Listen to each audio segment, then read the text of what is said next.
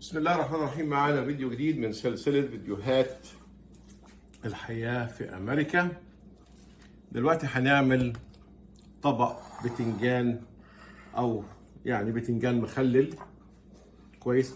أنا سلقت البتنجان هنا هو لمدة نص ساعة، وبعد كده شلت العنقود بتاعه دوت أو الراس بتاعته ديت. أنا سبت 2 بس عشان أوريهم لكم إن لازم أسلقه بيه، لأن ده بيخليه يحافظ على نفسه وما ما يتهريش. بفتح البتنجانية بالشكل ده وابتدي ارصها في العلبة بالشكل دوت. طبعا انا مجهز المكونات قدامكم اهيت علشان اضربها في الكبة اللي هي هتتحط مع البتنجان. البتنجان طبعا يعني ممكن على بكرة يكون يوم واحد بس يكون استوى ويبتدي ناكل منه.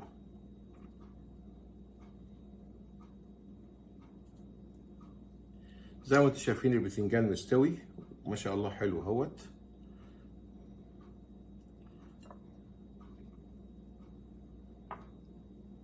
دي الطبقة الأولى. أنا هاجي هنا هون في الكبة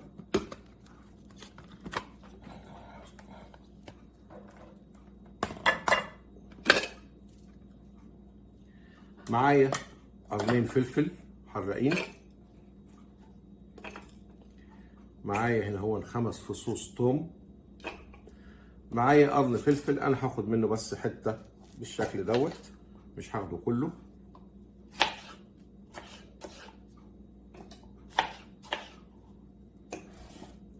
معايا ليمونه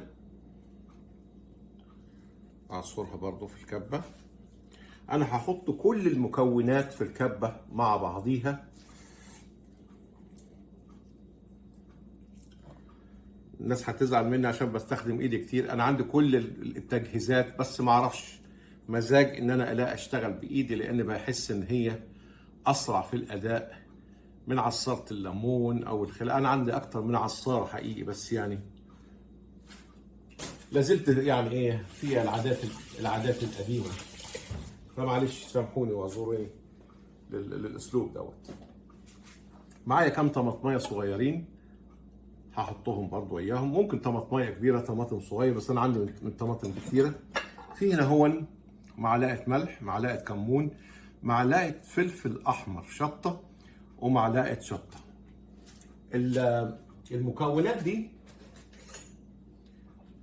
يعني ما نقدرش نقول نستغنى عن الشطة في البتنجان المخلل، لكن نقدر نقلل الكمية.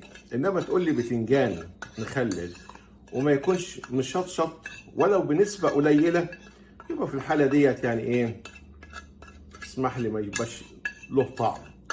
فاحنا بنقدر نتحكم في الكمية بتاعة الشطة. عندي هنا معلقة خل ابيض، عندي هنا معلقتين زيت، اي نوع من الزيت تحبوه. انا دايما زي ما قلت لكم قبل كده بحب استخدم زيت 3 معالق. بحب استخدم زيت الخضار لان انا عندي السكر، والدكاتره نصحوا ان هو افضل حاجه لمريض السكر اللي هو زيت الخضار او زيت عباد الشمس.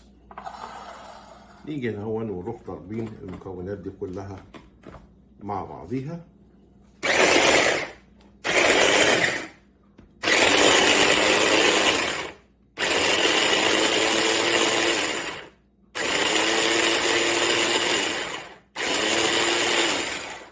اعتقد كده خلاص.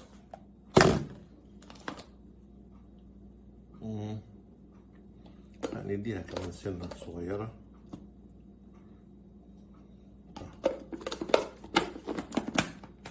سنة كمان يكون أنعم من كده أحسن.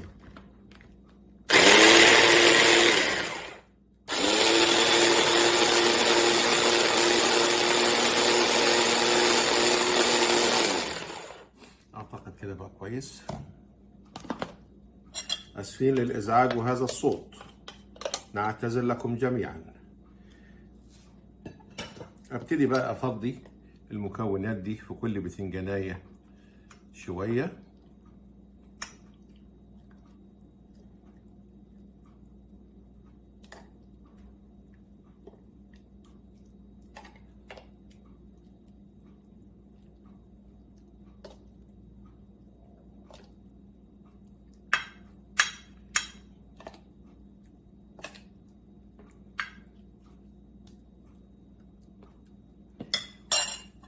احط الطبقة التانية فوقيها على طول بالشكل ده.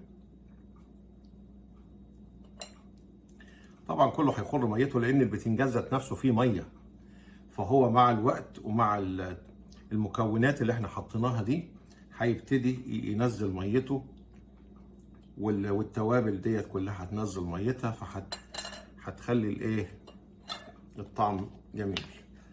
نبتدي نحط المكونات.